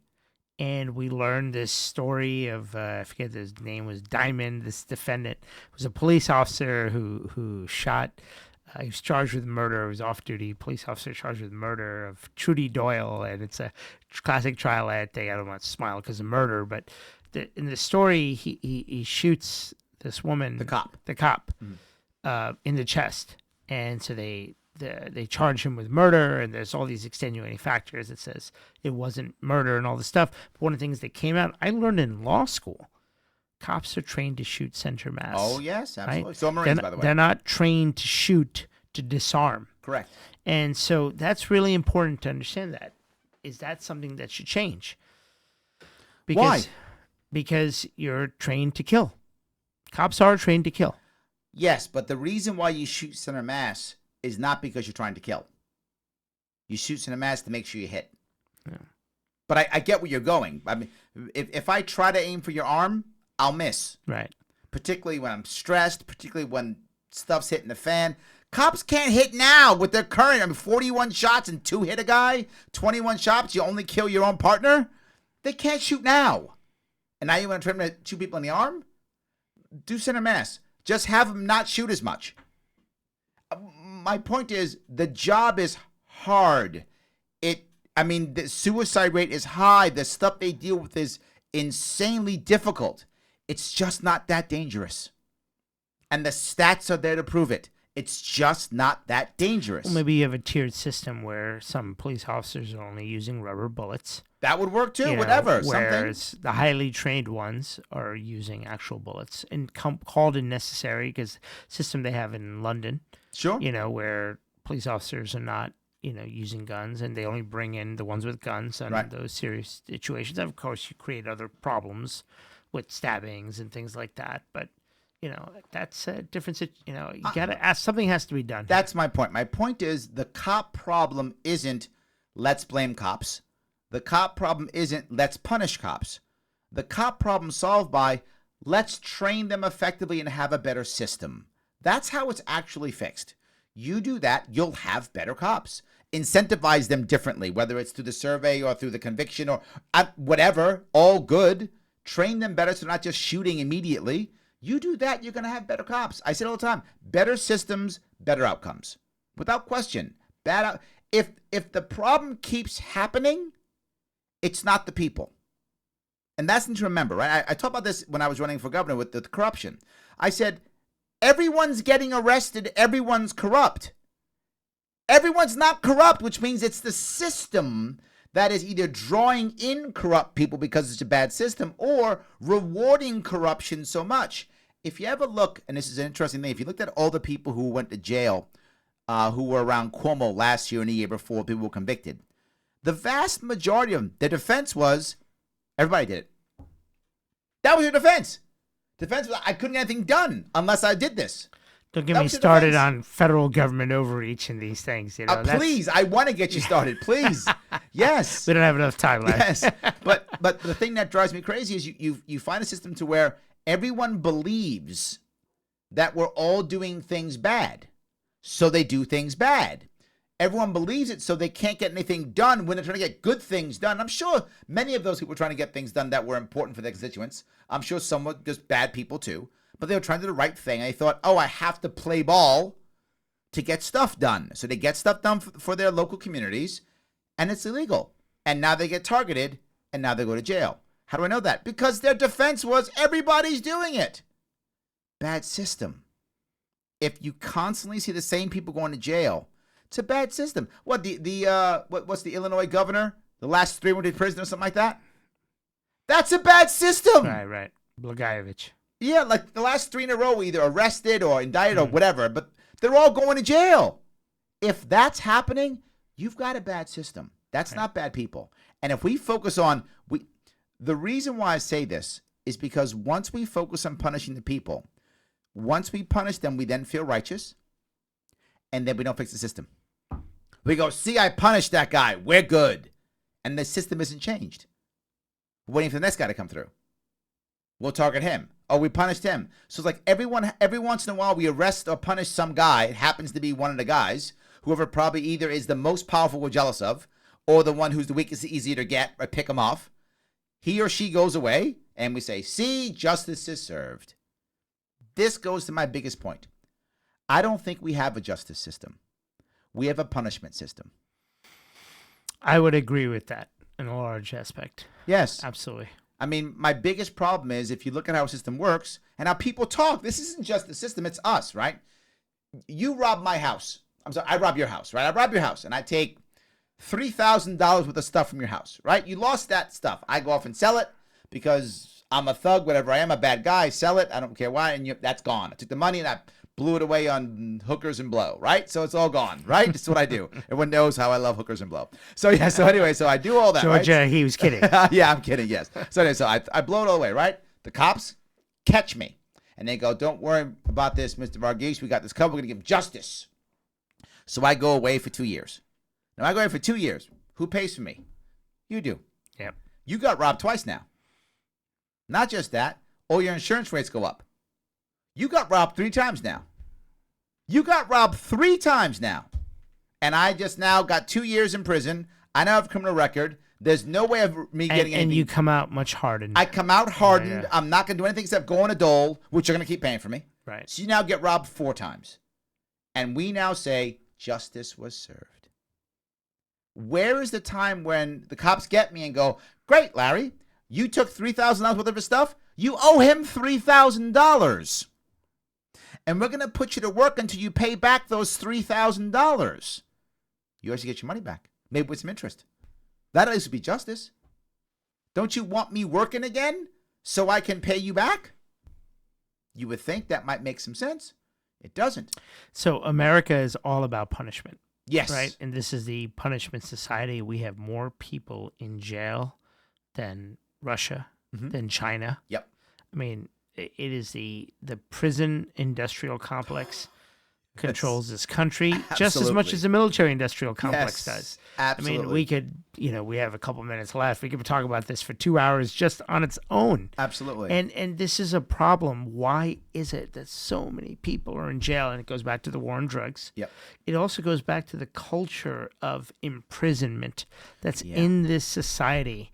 And, one of the things that I think that I like to tell myself that I was better at, being a prosecutor in Brooklyn under Hines, was that we were more sensitive to this. We only put away really bad guys, right? And so guys that were actually violent, guys that hurt people physically or, rob them at gunpoint, those kind of things.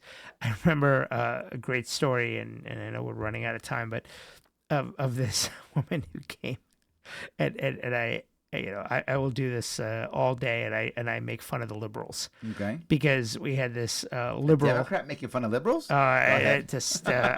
have no idea how often I do this. But actually, you do. But this woman came in, and your classic liberal, coming in, and there was a young kid who was an adult, legally adult, but not much more than that, who had snatched her pocketbook, and she literally chased him. She did. She chased him through Grand Army Plaza, Okay. Park Slope. This is the 7-8 precinct, and literally she came into the grand jury because he was arrested because she turned Did her she head. catch him? Well, by the time she chased him, there was a police officer there who Okay. caught him. So he didn't get very far, Okay. right? And she came into the grand jury. It was written up as a felony.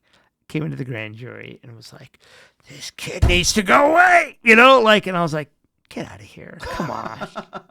Get your pocketbook back. Get your money back. Nothing's gone. And that's the mentality. It's a punishment society. Yes. And Yes. I You see it remember now. I laughed. I was like, really? Yeah. We got serious issues here, Yeah, no, I think you see it everywhere. The idea of once you punish, it becomes okay. So, look, in the last couple minutes, what do you want to say? Something you want to say? Something you want to talk about? Something you want to let the audience know? I just think you're doing great work here. I like that. I enjoy. That was the right answer. Yes.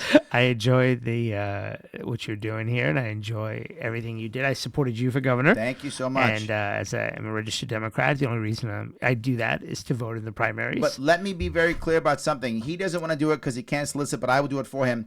If you want to know more about him, you can go to vargheselaw.com. VARGHESELAW.com. Feel free to go there to learn more about what the amazing firm does, the successes they've had, and if you get in trouble, get your checkbook out because he is private, and then come to him. And if you get in trouble, he's the first guy you want to call. Absolutely. Thank you so much for coming today. My pleasure, Larry. I appreciate it. Guys, thank you so much. Again, if you like what you heard, head over to patreon.com/Sharpeway. Support us. If you want some cool swag, head over to sharpeway.com. I will see you guys next week here on the Sharpe Way.